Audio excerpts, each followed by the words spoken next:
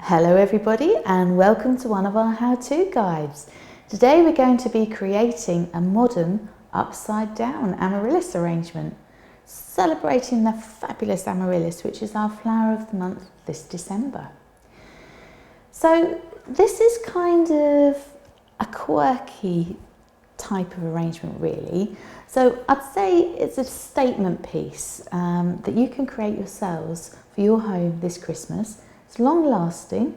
It would suit a minimalist styled environment and welcome your guests with a really wow factor design. So what you'll need today is some Corylus Contorta. I've got 4 stems here, but obviously depending on how twisted and how wide the stems are, you have to kind of decide that for yourselves. But 4 stems of Corylus Contorta, 3 Amaryllis. I'm using red velvet here, which are absolutely beautiful. You need a tall vase. This is kind of a 50cm vase. It needs to be heavy based because you've got quite a lot of weight that's going to be above. So something that's quite heavy based. Then I've got Raffia and my usual Florist box, including scissors obviously. I do have a jug of water standing by as well, and that will become all very clear as we go on. All right, I hope I inspire you and I hope you have a go yourselves. Enjoy.